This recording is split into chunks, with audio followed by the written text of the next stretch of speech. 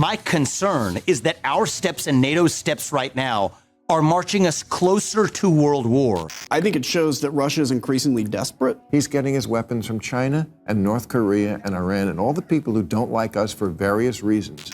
And you want to talk about a threat to democracy. When you have this country believing you're playing politics with the justice system. The trial in New York, the one he got convicted for, was the greatest fundraising bonanza ever. Republicans raked in a whopping $508 million. If his name was not Donald Trump, and if he wasn't running for president, I'm telling you, that case would have never been brought. Hey fam, welcome back to One and Done. We've got a great video for you today. Straight off the bat, Cuomo comes out and nukes the Democrat Party. Is Bill Maher flipping? Is he finally coming around to be a conservative? Is he on that Trump train? See if you can spot the neocon on the panel. And Trump deranged cultural appropriator Joy Reid reveals that she's actually a natural blonde. Thanks for joining us. While you're here, don't forget to hit the like, smash the subscribe, ring the notification bell, and without delay, let's jump into this bad boy. The trials in New York, you had Florida, Georgia, and 2 in New York. The 2 trials in New York, New Yorkers said, 66% said the justice system is politicized. And there's nobody in New York who likes Trump. And still 66% said the justice system is politicized. That's why I think he's not paying the same price for these verdicts, because they believe it is political. And you want to talk about a threat to democracy. When you have this country believing you're playing politics with the justice system, and you're trying to put people in jail or convict them for political reasons, then we have a real problem. Well, now, I don't know if Cuomo's trying to get re-elected, but he certainly said the quiet part out loud. But he is stating the obvious. I think the other thing you notice is that the tide is turning towards Trump, and he's sort of gone pro-Trump. Now watch Bill Maher. He really flips and flops when it comes to Trump. The trial in New York, the one he got convicted for, was the greatest fundraising bonanza ever. He was lagging behind Biden, and now he's pulled quite a bit ahead. That trial was the greatest reason people had to send their checks for $5, $10, $25, whatever dollars to Donald Trump. We're getting a new look inside both campaigns' bank accounts. Biden's May haul totaled $85 million, which the campaign says is the second best grassroots fundraising month for the president this cycle. However, Trump's team and the RNC reporting a massive fundraising haul for last month, $141 million, boosted by a surge in donations after his criminal convictions in New York. Let's get straight to CNN's Jeff Zeleny. Jeff, this is the second month in a row that Trump has outraised Biden. What else do we know about what's inside these totals? Well, Phil, the bottom line to all of this is former President Donald Trump has effectively erased the cash advantage that President Biden and his campaign have enjoyed for many, many months. Yes, overall, the Biden campaign has still raised more year to date, but in the last 2 months, there has been a upward tick from the Trump campaign. And as you said, you can exactly track that to the conviction. His convictions in May certainly elevated his contributions. Now, this tells you all you need to know. This lawfare has just got everyone behind Trump. Even some never-Trumpers can see the injustice of this justice system. And a lot of these donations were from ordinary people who donated, $10, $15, $20, $25, $30. But our favorite cultural appropriator, Joyanne Reid, is super upset because Donald Trump is taking all of those billionaire donors away from Biden. Mother Jones recently reported the following in an article about America's top donors heavily favoring Trump and the Republicans, which reflects something we've long known about rich conservatives, their disdain for taxation.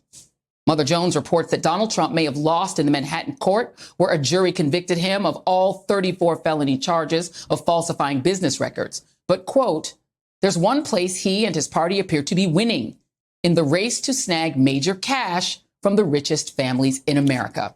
Republicans raked in a whopping $508 million from the top 100, triple the Democrats' $169 million take.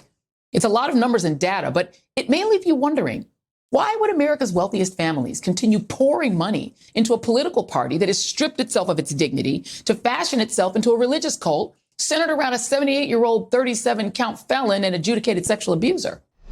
Oh, you can tell she was practicing those lines. But where's that MAGA wig gone? I always knew she was a natural blonde under that. Now, once again, Bill Maher's going to turn MAGA Republican on us. So I was always with you on the one in New York, the hush money trial. I don't think they should have brought that one.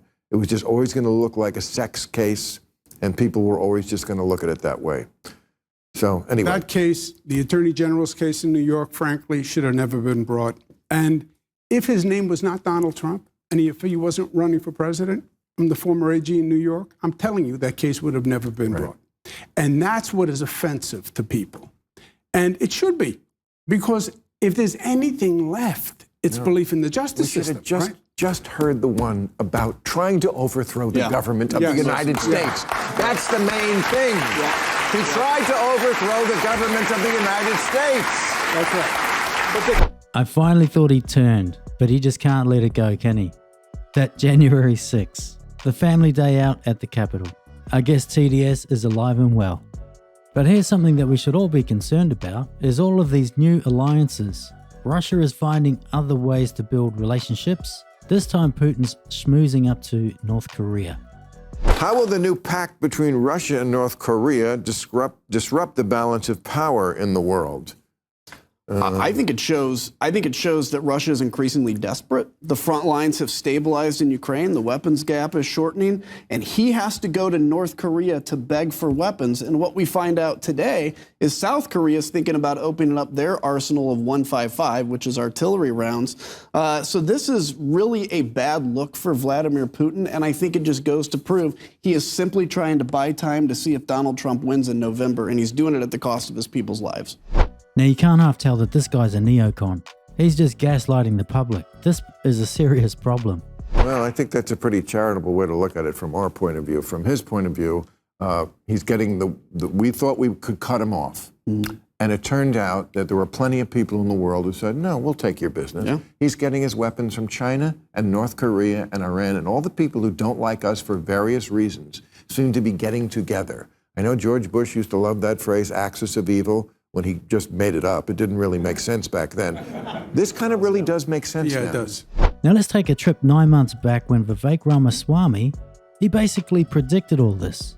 Yeah, with due respect, my concern is that our steps and NATO's steps right now are marching us closer to world war by driving Russia further into China's hands at a time when we have no visibility into what Russia's red lines are, and further at a moment when Russia has a larger nuclear stockpile and super EMP capabilities and hypersonic missile capabilities ahead of that of the U.S. I don't trust Vladimir Putin, but I trust him to follow his self-interest.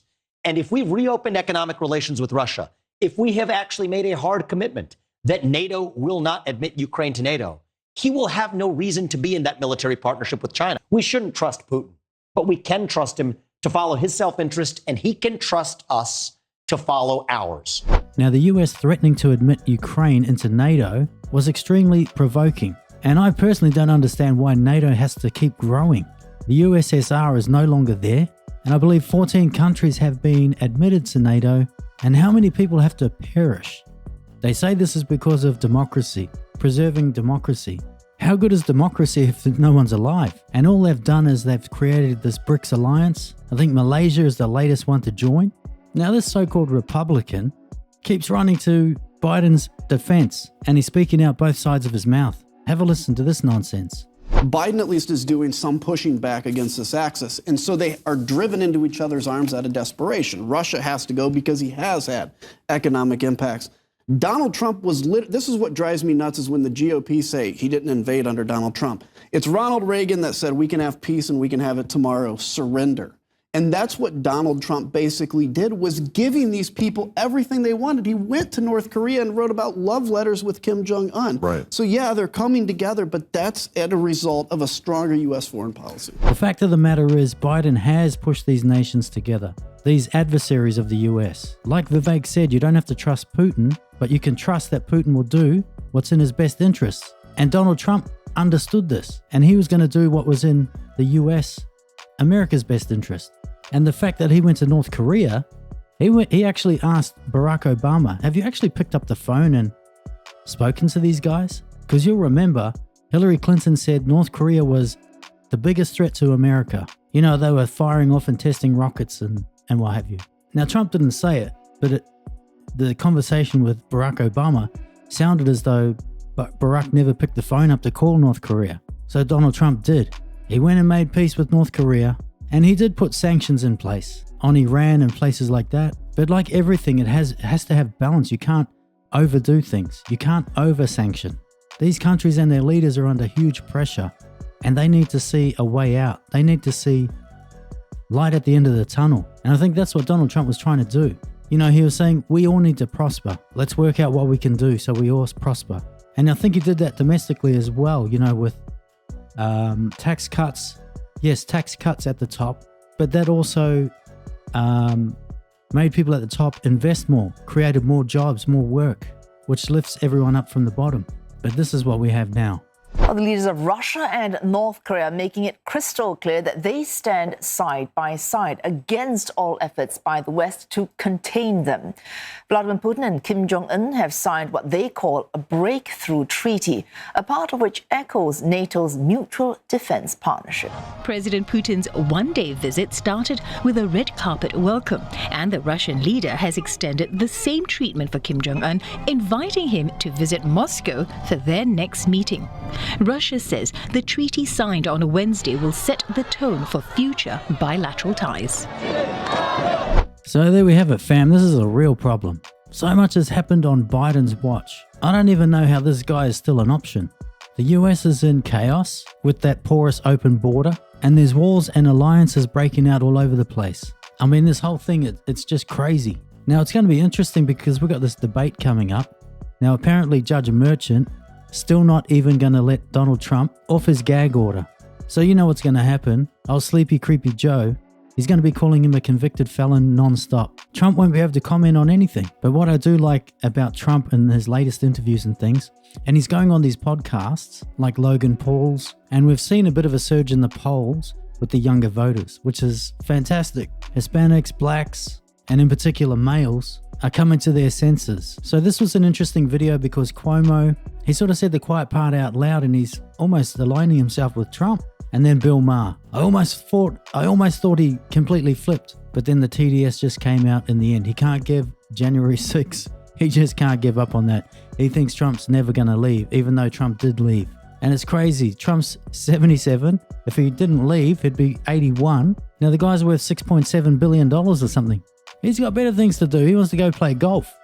But he's got a country to rescue first. He's got a world to save. He's got lives to save. He's got a border to secure. He wants to stop trafficking, human trafficking. He wants to stop the drug epidemics. He wants to get the US back to peace and prosperity.